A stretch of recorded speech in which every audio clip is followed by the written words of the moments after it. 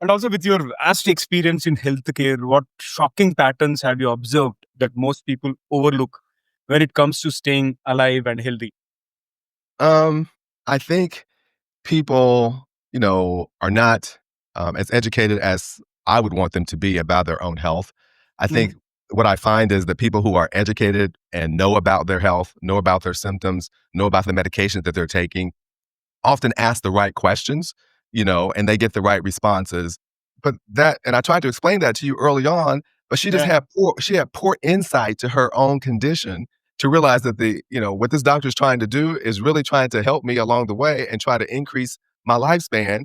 But her value system was, oh, I have other things to do. I have to run here. I have to do these errands. I can't come in to see you. And I was just amazed that, someone would be thinking along those pathways when we're talking about life and death. I was just so amazed, and people amaze me all the time about how they think. How you think matters, you know, and it matters in terms of life and death. What you value matters in terms of life and death. Dr. Jerome, why do you think people continue to make poor health choices despite having access to more information than ever before? See, today, everything is available on fingertips, but still people continue to overlook that. Yeah, I think people have a poor attitude regarding health. I think when you talk to people over my life period, I've heard people say, "Well, I smoke. I have these bad habits. I eat what I want because, well, you have to die of something. So I'm going to continue what I'm doing." They don't, you have to die of something. So I don't really care about my quality of life later on. I don't care if what my quality of life is going to be later. So it doesn't matter to me. They don't have the critical skills, critical thinking skills to know that these things matter to them and it's going to make a difference in their life over the lifespan. There's a lot of information out there on the internet and Dr. Google and those type of things. Please share with us some of the most common habits that you have seen that led to premature death and why are they so deadly? So I would say the first thing that I would say would be smoking. Oof. Smoking, whether it's cigarettes, whether it's cigars, whether it's tobacco products, whether it's firsthand smoke, whether it's secondhand smoke, it doesn't matter. And what are the top 3 simple techniques that people can adopt today to improve their chances of living a longer and healthier life? So, folks, you have tuned into TGV and hearty welcome to the Guiding Voice podcast series, the world's only quadrilingual podcast at this moment of recording. And we are trying to embark into multiple languages as we speak. And here we embark on transformative conversations for a better future. And we want to simplify and amplify your journey to success. I'm your host, Navin Samala, dedicated to making the world a better place by bringing you wisdom through valuable discussions with experts designed to simplify and amplify your success. And thank you so much for tuning in.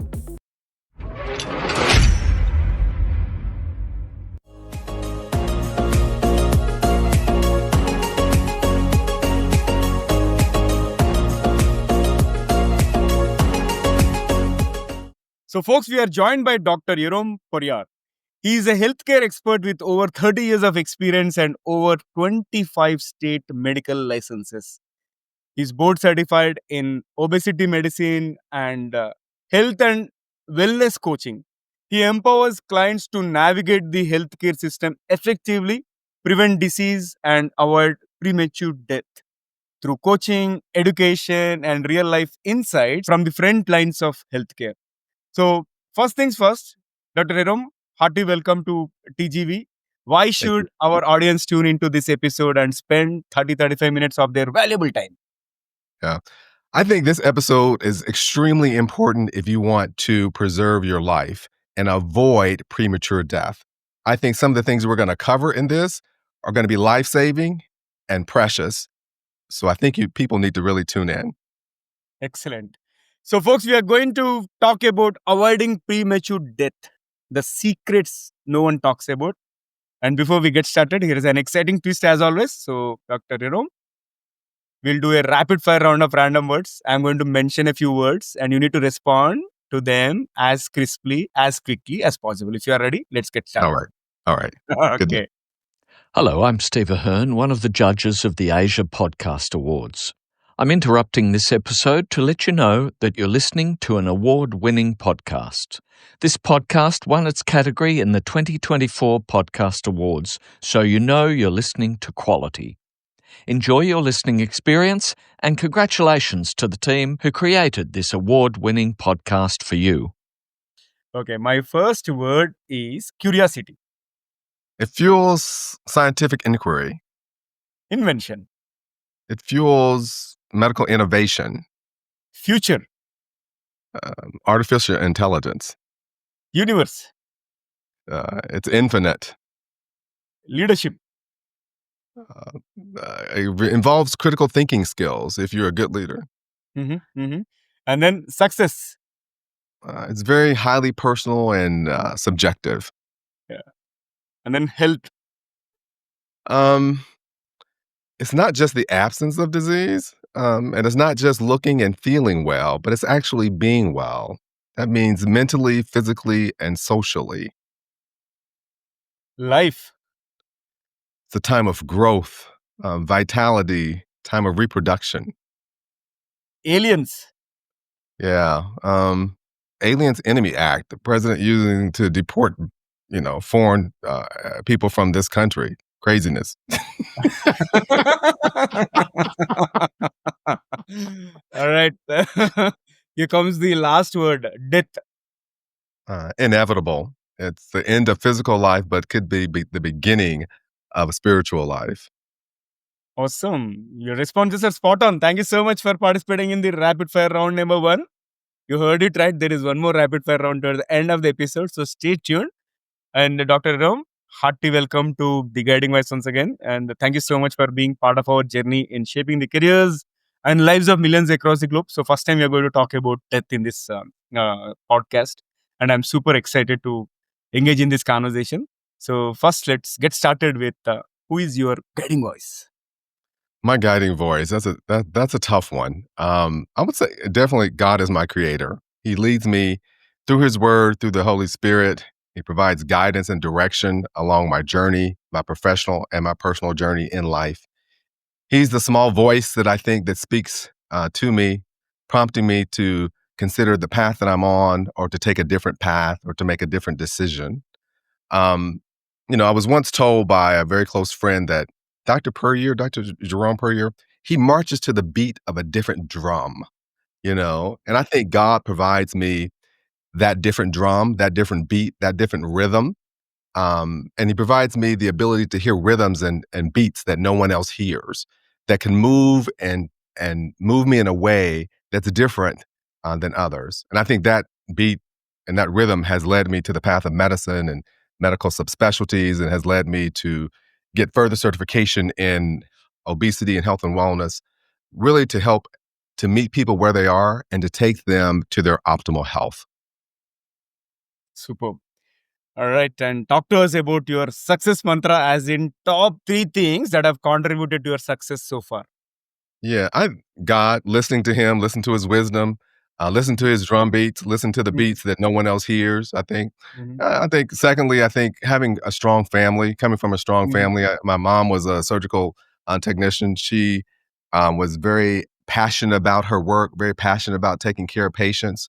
I think that, I was never told to be a physician or to pursue science. I think I just saw the love that she had and the goodness that she did when she was alive. And I just think that just helped a lot. My dad, of course, was always at home and he was an educator, was passionate about being an educator. He always, wanted me to plan whatever it is I was doing, to plan my work and work my plan. I think, those two elements, God and strong family, really, really helped. But I also think, just having a passion for science and medicine and the Mhm. continued desire for me to help people to reach their optimal health, um, has always benefited as well. Awesome. Now let's talk about the core of today's conversation. So please share with us some of the most common habits that you have seen that led to premature death, and why are they so deadly? Yeah, yeah, yeah. This is this is challenging because I think sometimes people don't know what they don't know. And Yeah. even if we tell them, their behavior doesn't change as a result of that. So I would say the first thing that I would say would be smoking. Mhm.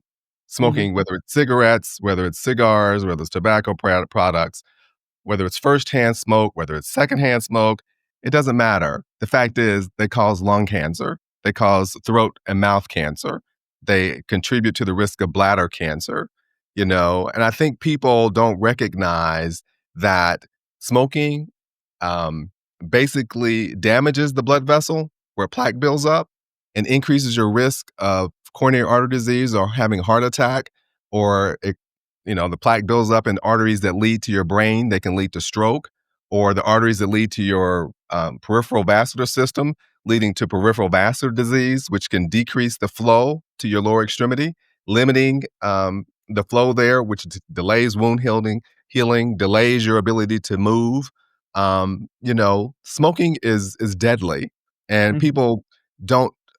They may know it, but they don't see the course of the disease like we do in medicine. When we have patients that come to us for a biopsy for a lung mass that they may have on their lung, many times I interview them and take their history, and sometimes they says, "Well, I never smoked." Okay, well, have you ever been in a house full of smoke? Oh yeah, all my brothers and fathers, all my brothers and my father, they all smoked in the house.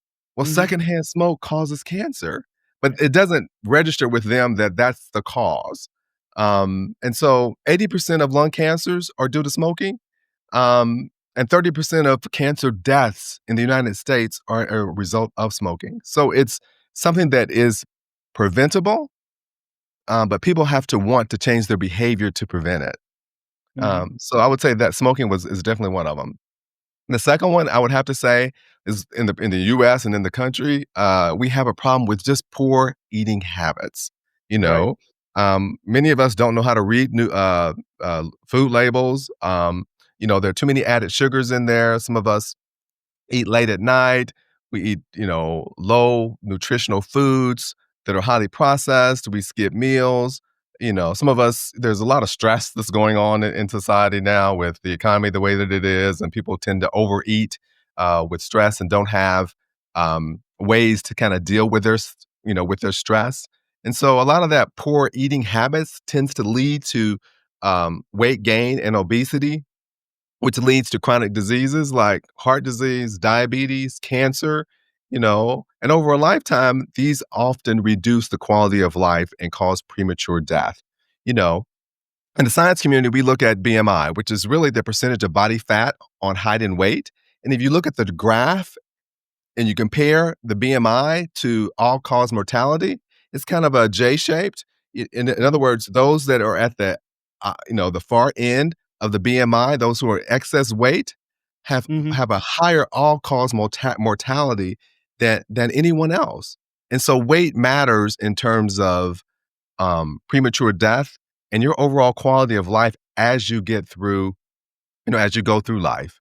So I would say both of those. I would say smoking and poor eating habits both contribute to that. And I think the third thing I would say that one of the first things I learned in medical school was exercise prolongs life.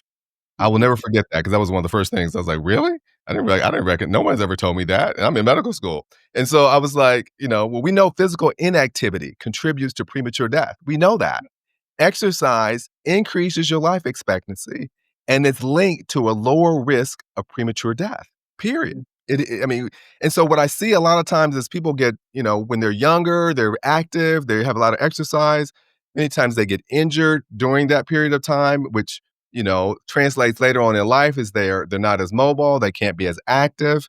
You have to really be active and, throughout your lifespan. And so you want to try to prevent injuries early on, and, as you get older, you get in your 50s and your 60s, to continue the routine, because that's when it really starts to matter. And we know that you can increase you can have maximum mortality reduction if you just follow the guidelines, or you do 2 to 4 times that of what the guidelines say. There was an article that came out a couple years ago in Circulation that said, you can get 30 to 40% reduction uh, in your mortality if you just exercise. If you just exercise. And so, the guidelines are 150 to 300 minutes a week of moderate exercise, which can include things like walking, weightlifting, or you can do vigorous exercise, which is 75 to 150 minutes of vigorous exercise, which is like cycling, swimming, running. or any combination of that, and try to do it many times during the week over the lifespan, and you will see a reduction in mortality and premature Mhm. death, period. You will see that. And so I think those three things, not smoke, pay Yeah, attention to what you eat, being mindful about that, and having physical activity throughout the lifespan is so crucial. It's so yeah, crucial. yeah. Got it. And also, with your vast experience in healthcare, what shocking patterns have you observed that most people overlook when it comes to staying alive and healthy? Um, I think people, are not as educated as I would want them to be about their own health. I Hmm. think what I find is that people who are educated and know about their health, know about their symptoms, know about the medications that they're taking, often ask the right questions, and they get the right responses um, quickly, I think. And those people who are, you know, who don't know and have not looked anything up. I also think, we in America tend to value things that are material. And that's just how it is. And maybe not just America, maybe just all over. We value things that are material. And, sometimes, our insurance is tied to our jobs. And so if we have insurance that will pay for things, that's fantastic. But if you don't have insurance or you don't have a job, that creates a barrier for you getting the care that you may deserve. But the problem is that, we value things that are in our checkbook, period. You want to see somebody's value, you go to their checkbook and you find out what's in there, and that's what they value. There are cases where the insurance company will not cover you for X, Y, and Z, but it may be a test that you need. And so our thought process is that, the insurance company won't cover it, therefore I won't get the test. What Mm. the thinking may be, the insurance company won't get it, but I need the test, and the Yeah. test could make a difference whether I live or die. Therefore, instead of getting the iPhone or getting this $40 or $50,000 car, perhaps I need to get the test that may help me or help my physicians determine whether what treatment I need, which could make the difference between life and death. Mhm. So what we value in life is not always health. Many times we don't think about health until we're sick. Yeah. Nobody thinks about health until we're sick. How about thinking Mhm. about health now and preventive measures now before you get sick? Right. I think I think that's important. I also think that it's very important for people to ask questions. This shared decision making process where it's not just the doctor making the decision. I see a lot of times people come into me. I ask them, "Well, why are you here? What symptoms are you having?" "I'm here because my doctor told me that I needed to be here." I don't know what test it is. I don't know what this test is for. And then we find out through research that you've already had a test like this a couple of weeks ago at some other location that basically is going to tell you the same thing. So we know, why are you here? This doesn't make any sense. So we have to go through and figure out. Well, and I've seen so many times people say, "I'm just here because the doctor told me I'm here." Well, they don't have any understanding as to what the test is supposed to elicit and how it may change the treatment or the diagnosis. They have no clue as to whether they're just here because the doc. That's not shared decision making. That's just doing what the doctor tells you to do. And in this system, you can't do that. You have to be an active participant in the system, in your own care. It's your life, it's your soul. If you're, it's you that matters. And you have to be able to you have to be mindful about how the system works and be mindful about your own system, your own bodily functions, how you feel, and you have to be proactive about getting care. Yeah. Period. If you're not active about getting care about yourself, who is going to be? That's the question. Who's going to be? Right. You have to be active and proactive for your own self, you Yeah. know? And just because the insurance company doesn't pay for it, the next question should be, do I really need this test? Is this test going to tell me whether I have cancer or not cancer? Is it going to change the diagnosis or change the treatment that I can get? Because if it is, perhaps I need to pay for it. I need to find a way to pay for it. Maybe I need to get a loan or something to pay, if it's that critical. It depends on what the test is, um, but it's an important question to ask physicians or whoever's treating you. How important is this test? And is it going to make a life changing decision for me? Yeah, yeah, So I think those are crucial. Being educated, being educated and, realizing what you value and placing health over many other things because if you value, something else. I remember I treated a patient before and she had this liver tumor and I was trying to she it was took her a long time to get to me for whatever reason. Tumor board, just the referral came a little bit late. And I was trying to get to see her as soon as possible. I said, "We can get this procedure done to treat your liver tumor by the end of the week if you're available." She looked at her calendar and she said that she had so many other things that she was doing that she didn't have time to come in to see me at the end of the week. And I said, "Well, how about next week?" She says, "No, I have to run errands and all these other things." And so finally, when she was able to have an opening in her calendar, she finally was able to come and see me about 3 or 4 weeks later. And unfortunately, the tumor had progressed beyond the point that it was gonna be a surgical option for her. And when I told her that, she just broke down and just started crying. And I said to myself, "I'm trying to be a proactive doctor for you to make sure that, the time period for treatment is shorter." And I tried to explain that to you early on, but yeah, she had poor insight to her own condition to realize that what this doctor is trying to do is really trying to help me along the way and try to increase my lifespan.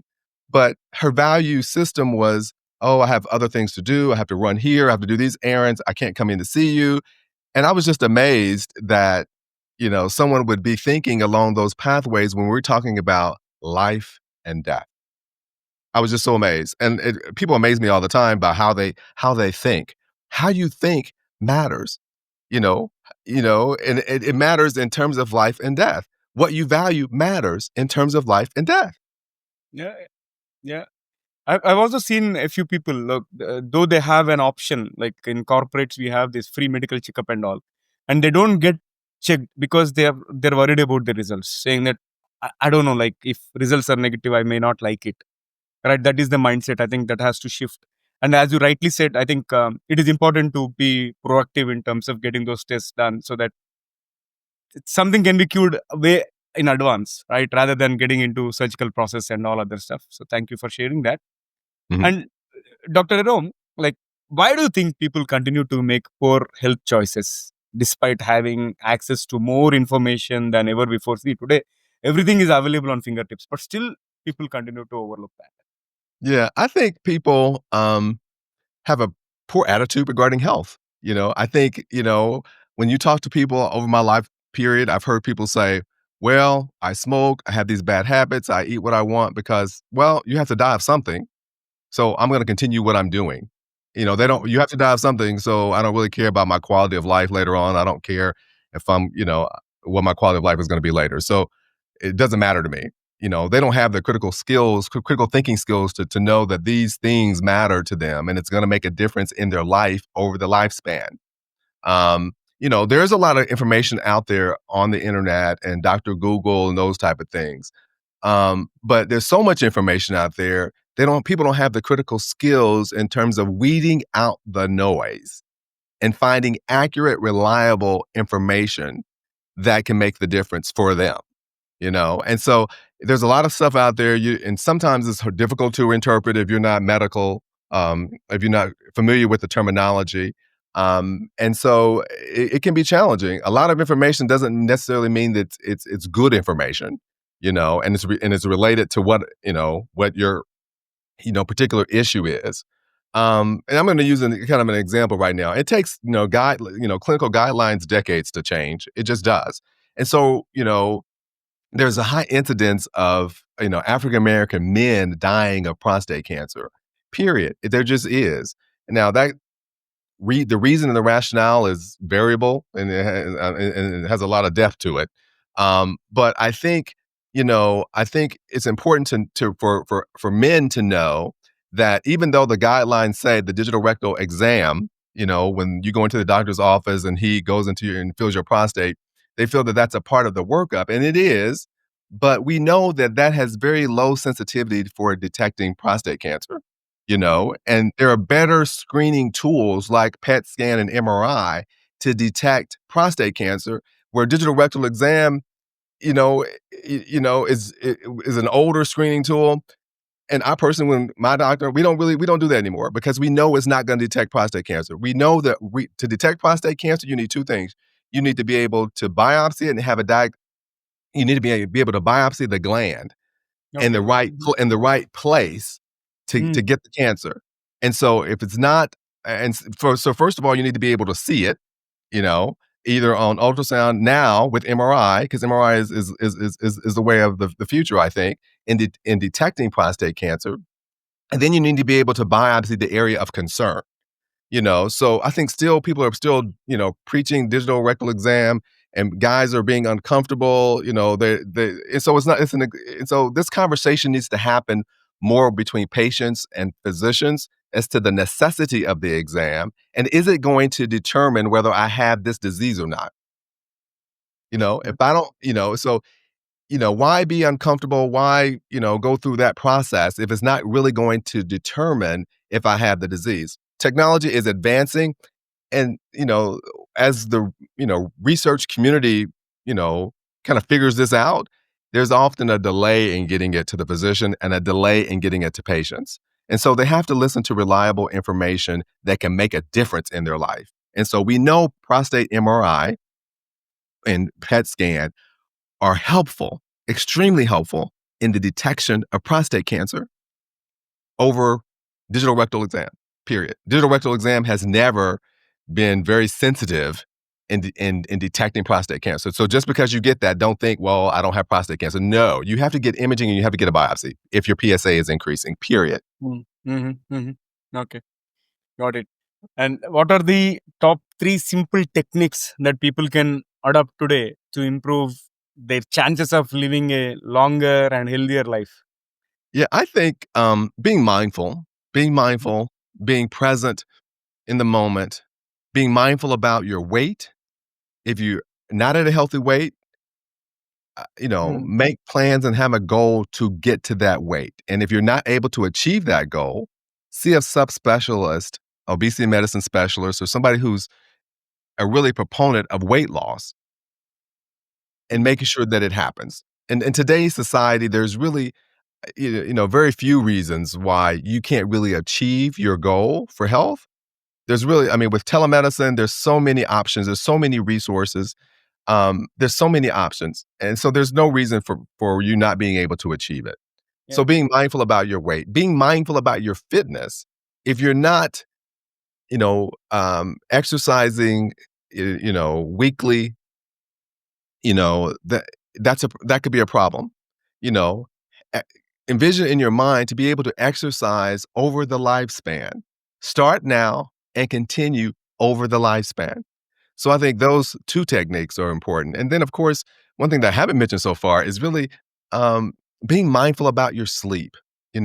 So many people ignore sleep. They think sleep is, I can sleep when I'm dead. All these little phrases that people use. You have to aim for restorative sleep. And most people don't even think about it. The type of mattress you have matters. What's going on with you, symptom wise, if you have neck pain, back pain, shoulder pain, all those things require maybe a different sleep position or different sleep aids. Being mindful to take 7 to 8 hours of sleep is extremely important. A lot of people want to scroll on their phone, and the blue and green light, prevents the melatonin from being released, so they don't get restorative sleep. Some people, eat snacks with caffeine in it and don't realize it has caffeine in it, or drink coffee late in the day, or want to exercise at night. There's so many things that I think people do that interfere with sleep that they don't understand it. And so I think, a lot of the things that I'm talking about, whether it's weight, fitness, sleep, all these things, there are publications that are available through Puryear Publications catalog that people can look online, and there's tons of information there that people can order, books that they can order to help them get to where they want to be. Okay, got it. So, folks, you'll find the link to Puryear Publications in the show notes, and also you'll find the link to Jerome's social media platforms as well. So, feel free to connect with him. And Dr. Jerome, can you explain why time is tissue and how it applies to finding the best medical treatment during emergencies? Sure, sure. Time is tissue is a term that's used in medicine, And usually, in the case of heart disease, where there's flow that is diminished that's going to the heart, or Mm, in the case of stroke, when the flow that's perfusing the brain is diminished, mhm, that tissue is lost because of the rapid loss of blood flow going to those organs. And so um, there's time is tissue, meaning that the longer the delay, mhm. the longer the damage or the greater the damage of that Yeah. organ, Mm, and the poorer the prognosis. So you don't want to delay in treatment when you're having a heart attack or a stroke, because it matters in terms of the prognosis. The longer you wait, the worse the prognosis. right. So that's so important. So it's also just as important to know in your community where to go for treatment. I mean, every hospital is not the same. Every hospital does not have the same capability that others have. Most people don't know that. I didn't know that growing up. I thought all hospitals were the same. They all had the same resources. We want to think that, but they're like any other business. I mean, every store doesn't have everything you want. Yeah. And so if you're having a stroke or heart attack, it's important to be treated at a hospital that has advanced capabilities that can treat those things, that can be life-saving. And those advanced capabilities could be anything from advanced imaging, you know, Mhm. having we have MRIs that can be done from the emergency room, or in acute cases of stroke or heart attack. We don't have MR for that, but we have other advanced cardiac services for heart attacks, or we have neurointerventional services for stroke. And so being someplace, or being near someplace, or being transferred someplace that has those capabilities, whether it's advanced imaging, advanced cardiac services, or advanced neurointerventional services, could be life-saving, rather than being transferred to someplace that doesn't have that. And then you have to be transferred to someplace that does have that. And then you've delayed the diagnosis and the treatment, and the prognosis could differ. Yeah. Yeah. In fact, I could relate to one of my friend's sister's incident actually. So she has undergone a heart attack, and they live about 50 miles from Hyderabad, which is the major city. And initially, we took her to a hospital, but there was no cath lab equipment over there. And because of which we have to shift her to another hospital. And also, in that entire time, like we lost about 2.5 hours, and which actually caused some more damage. And though she got operated, like she could not survive. I think I can relate to that. So it is critical for us to identify the hospital which has the advanced equipment, and also it is better to go for the most sophisticated one which is nearby, right? So I think Right. it makes absolute sense. Thank you for bringing that up. And Dr. Jerome, what are some of the most dangerous myths or misconceptions about healthcare that you have encountered? I would say I look well, I feel well, Mhm. therefore I must be well, and I don't need a doctor. I mean, I look Yeah, good, I feel good, I'm good, yeah, right? yeah, Wrong. When we look at cancers and things of that sort, many of those things, they start at the DNA level, they start at the cellular level. And so when there's errors that happen at that level, that could be cancer or whatever, those things have to have time to grow. And right. so just because you look good and you feel good, you're not gonna be able to detect those levels of transcription errors or whatever the error is that's causing the cancer, you know, because you feel well. I mean, you can feel well, but those errors are still happening, and you still have small cancers that are still growing. So you can't go by that. But I think that's what people think. I feel good, so therefore I don't need to be checked out. I don't need to have a doctor. But I mean, that's part of prevention. I mean, when those little cells start growing and they can give off, things in the serology in your blood to be able to detect things early, that's the whole point of going to the doctor early for prevention. So just because you look good and you feel good, that doesn't mean that you are good, period. Yeah, And so the other thing I think is important is, I don't need a doctor. I'm good. If I need something, I can just go to the emergency room. They'll treat me. I think too many people use the emergency room as primary care treatment when that's not what they're there for. They're mhm, there to treat the acute symptoms. yeah, But you have to realize that 80% of chronic diseases are preventable. And mhm, that's not what they're treating. ER prevention, they're treating the acute things, not the chronic things. And so if that's the case, if you're going to the emergency room just to get your treatment, who's treating the chronic issues you're in your right. life? Nobody's treating them, and so they're not being treated, and which is the problem. And so, I mean, ER has a place, believe me, they have a place, but they shouldn't be your sole place of primary care treatment. I mean, that's not what they're there for, but I think that's what we use them for, and part of that is insurance, and there are a whole lot of other issues that are related to that, but, I think, you need to have somebody that's gonna follow you and help prevent disease, period. I think people think, "I don't need sleep. I can sleep when I'm dead." They don't value sleep. And so, they don't have a sleep routine. They don't know what a sleep routine is, and I think that is harmful as well. So that's a myth and a misconception that think people have. I think the final one has to do with, I don't, people say, "I don't need to see a psychologist. I don't need to see a psychiatrist because I'm not crazy."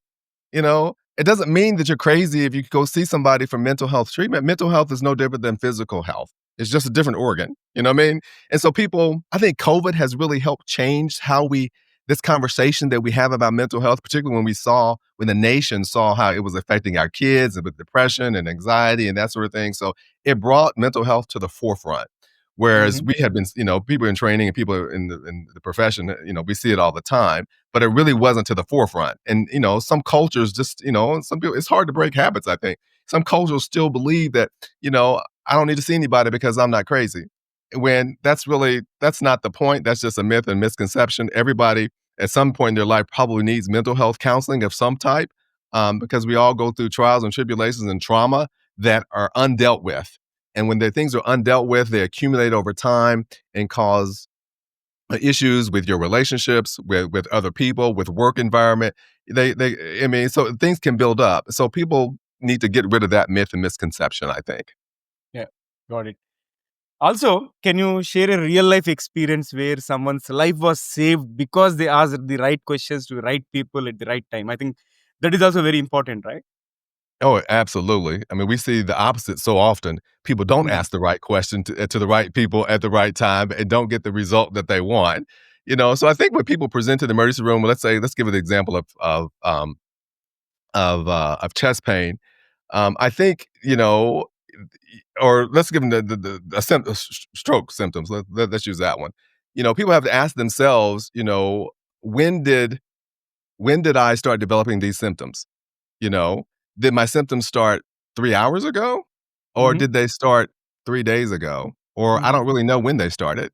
And so when you're talking about stroke-related things, it matters because the protocol differs for something that started 3 hours ago than something that started 3 or 4 days ago, And so if the blood flow to your brain is compromised in the acute setting and the symptoms started 3 hours ago, that means you may go to the neurointerventional lab, you may get thrombolytic therapy, they may stick a catheter up there and get rid of the clot, your symptoms may be gone. If they started 3 days ago, there's going to be just a longer workup, maybe. And if there's a clot there, it may not be as easily retrievable. And the workup, you may be delayed in getting to the lab if they're not sure when it developed. And so I'm just simply saying, when you know the right information to tell the right person and you go to the right center, then your result may be different than if those things were not true. Yeah, yeah. Great. I think this has been an incredible conversation so far, talking about some of the issues that people overlook and why there is premature death, so on and so forth. But it's time for us to add some more spice and some more excitement to the episode, which means it brings us to the second rapid fire round. If you're ready, let's get started. All right. All right. So here comes my first bullet. So, Dr. Jerome, if you could have one gigantic billboard anywhere with anything on it, what would it say? I think it would say Puryear Publishing, planting the seeds of change one book at a time. Oh, wow, wow, wow. I love it. I love the caption, planting the seeds of change one book at a time. Awesome. All right. So, can you describe yourself in just one word? Resilient. And what is the most overrated health tip? Um, if you want to lose weight, eat less and exercise more. Yeah.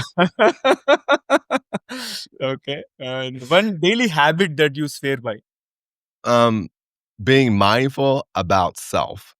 That Mhm. that's all encompassing, whether it's food, what Mhm. you eat, when you eat, how you eat it, whether it's about sleep, getting the amount of sleep that you need and getting restorative sleep, whether it's about Mhm. fitness, getting Mhm. the fitness that you need throughout the week to prevent early mortality and morbidity, or managing your stress, Yeah. knowing how to have ways that you can manage your stress effectively.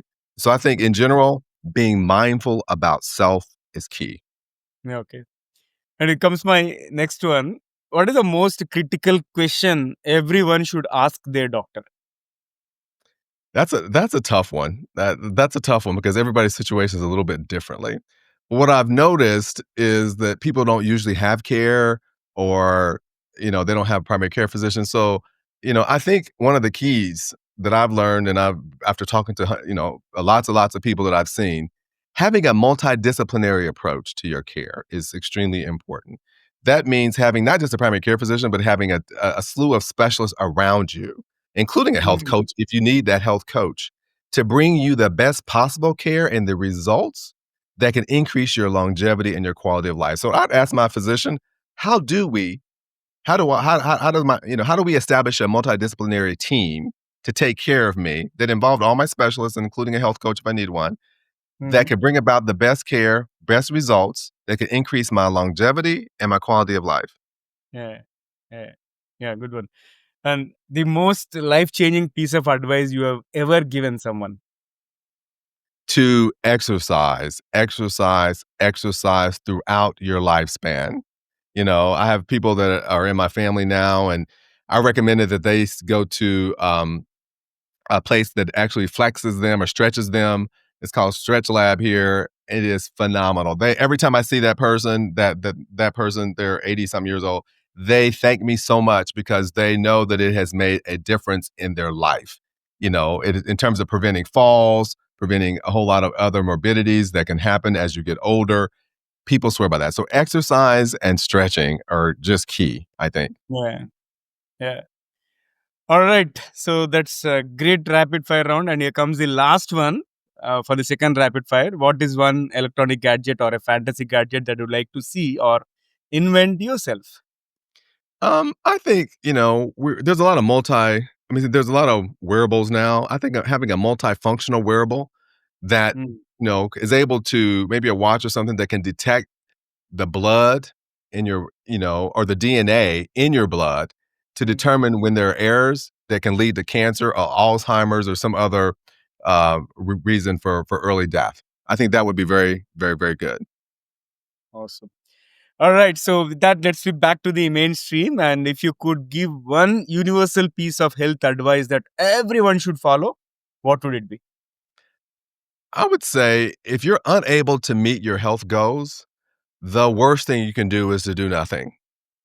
The best thing you could do is to look for an avenue to be able to meet your goals. And that could be looking for a board certified health coach that can help you on your journey. You don't have to do this alone.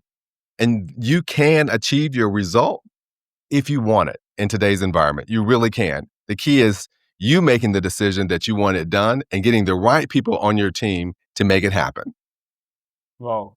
So profound. Thank you so much. And I really enjoyed talking to you. And thank you so much for sharing all the amazing insights to avoid premature death. And I'm sure it is going to help our audience. And how is your experience being hosted on TGV, the guiding voice? Oh, it's been fabulous. I've been energized and uplifted and again remotivated, if you will, to continue my journey. And I thank you and your audience for allowing me to participate in this podcast for this fantastic experience. Yeah, pleasure to have you and looking forward to having many more conversations. And I wish for your publishing and you and the entire team all the very best. Thank you. All right. So, friends, that was our episode with Dr. Jerome Puryear. Before we jump into the fun trivia section, we have a quick request. In case if you have enjoyed the conversation and found it useful, request you to share with at least three of your friends or colleagues who would also like TGV, the guiding voice, so spread the knowledge and help others grow just like you. Now it's time for us to cruise into the trivia segment. Today's trivia is about a fascinating trivia about Norway, which is a country renowned for its robust healthcare policies. So let's look at them. So first is Norway's healthcare system fact. Okay, fact number one. Norway has a universal healthcare system funded primarily through taxation. Every citizen and resident is entitled to essential healthcare services, mostly free at the point of use. And it consistently ranks high on the Human Development Index (HDI) and other quality of life measures due to its excellent healthcare services. And Norwegian government spends approximately 10% of its GDP on healthcare, ensuring high quality facilities and well trained medical professionals. And preventive care is a significant focus here with the strong public health initiatives targeting smoking cessation, mental health, obesity, and alcohol use. And Norway's healthcare model emphasizes equal access, ensuring that all citizens, regardless of their income, have access to the same level of healthcare. That is amazing. And mental health services are integrated into the general health care system, promoting a holistic approach to wellness. So this is all I wanted to present from the trivia perspective. Likewise, if you are aware of any country which is doing really well in order to protect their citizens' health, do let me know. If you are watching this episode on YouTube, you can comment there, or if you found this episode on audio platforms, you can comment there as well. So folks, thank you so much for tuning in and also for being part of our awesome TGV family. And until next time, take care. And remember, the best is yet to come. Goodbye for now. See you all in the next episode with another amazing guest. Take care. Love you all and bye-bye.